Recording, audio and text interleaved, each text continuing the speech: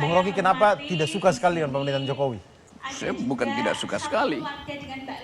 Sekali-sekali saya suka. Pada waktu awal saya ikut, saya nggak anti Jokowi. Di awal ketika Pak Jokowi mulai namanya muncul, kita beri kesempatan seorang sipil itu masuk di dalam politik.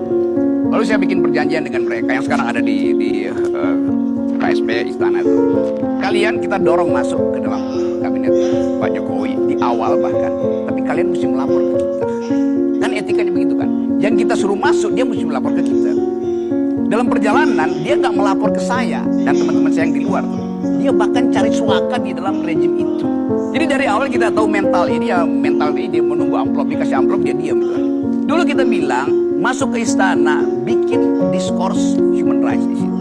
Lakukan semacam pendekatan sehingga Pak Jokowi dilindungi oleh yang kita sebut sebagai prinsip-prinsip civilian value. Dia nggak lakukan itu. Kenapa waktu perundingan dengan teman-teman tuh tidak Bung Rocky aja yang masuk? Kalau gue yang masuk nggak ada yang kontrol gue itu karena gue akan suka-suka. Bung Rocky ini mengkritik sekeras apapun, tapi kok bisa lolos terus? Jangan-jangan ada backingnya? Ada backingnya akal sehat itu. Kan saya mengucapkan itu dengan dalil akademis. Sampai sekarang mungkin masih ada 30 laporan di polisi itu yang mungkin polisi juga gini coba. Satu waktu polisi panggil saya untuk kasus apa ya? Mungkin saya bilang Presiden Jokowi tidak paham Pancasila itu, udah dilaporin itu. Kalau dia paham dia nggak berutang pada Cina untuk kereta cepat misalnya itu saya kasih begituan kan. Kalau dia paham Pancasila itu, karena dia tahu bahwa kalau dia berutang ya akan bayar ada rakyat itu bertentangan dengan prinsip keadilan sosial. Jadi saya bilang saya mulai dengan asumsi dan asumsi itu mesti saya buktikan. Kalau saya mau buktikan, kasih saya akses untuk pergi pada departemen yang saya kritik. Kan mereka mau kasih kan. Lo riset itu mesti begitu. Jadi saya nggak pernah ajukan sesuatu yang sifatnya delik. Sehingga polisi satu waktu dia udah pusing ini. Gimana cara? Memang ada delik Pak. Jadi yang saya kritik itu betul-betul policy kebijakan dengan basis akademis. Saya nggak anti Jokowi, saya anti kebijakan Jokowi yang nggak masuk akal. Lalu saya terangkan di mana nggak masuk akal kan. Orang bilang, ya Anda menghina presiden. Saya nggak pernah menghina presiden. Kan itu intinya kan. Bukan soal backingan. Tapi kalau misalnya yang laporan itu otaknya ada, pasti saya kena delik. Yang laporan juga dungu, ngapain? Oke. Yang waktu marah-marah sama jaksa ini. Ayo Mbak. Pancasila itu bukan sumber hukum. Yes. Karena Pancasila nyata, bisa diuraikan.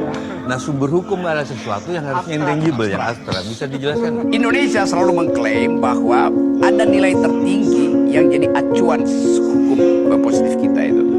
Disebut sebagai philosophical foundation itu. Kalau kita baca dari mana ide itu muncul? Muncul dari tradisi yang disebut positivisme. Dia nulis tentang Stephen Baum teori itu. Di dalam buku itu diterangkan bahwa sumber hukum terakhir dia mesti dalam kondisi fiktif. Jadi nggak boleh konkret. Sekarang Indonesia mengambil resiko dengan mengatakan Pancasila itu adalah sumber hukum tertinggi mengikuti teori Stephen Baum ini. Nah kalau kita konsisten, lo yang bikin teori itu bilang sumber hukum tertinggi itu nggak boleh dirumuskan. Dia harus abstrak supaya dia jadi shaping ideas aja tuh. Menjadi ide penuntun. Kalau idenya konkret, nanti orang bingung. Berarti nanti tafsirnya beda-beda tuh. Jadi biarkan sumber hukum itu abstrak. Sekarang kalau Pancasila disebut sebagai sumber hukum tertinggi, nah Pancasila itu konkret. Ada tanggal lahirnya, silanya ada 5. Jadi secara teoritis salah menyebut Pancasila itu sumber hukum. Apalagi sekarang disebut Pancasila ideologi negara. Di mana di dalam konstitusi kita disebut Pancasila ideologi negara? Dalam seluruh dokumen negara kita ada. Yang ada Soekarno bilang Pancasila itu adalah falsafah negara, bukan ideologi. Pak Harto bahkan bilang Pancasila adalah asas tunggal, bukan ideologi. Tiba-tiba Jokowi bilang itu ideologi, konsekuensinya panjang. Di mana di dunia ini negara yang berideologi? Nggak ada. Yang ada adalah fasisme itu ideologi. Yang berideologi sekarang tinggal Korea Utara, komunisme itu. Jadi nggak boleh disebut Pancasila itu ideologi negara. Dia boleh kita sebut kesepakatan bersama untuk menuntun Indonesia. Gue cuman ingin bongkar persembunyian feodalisme,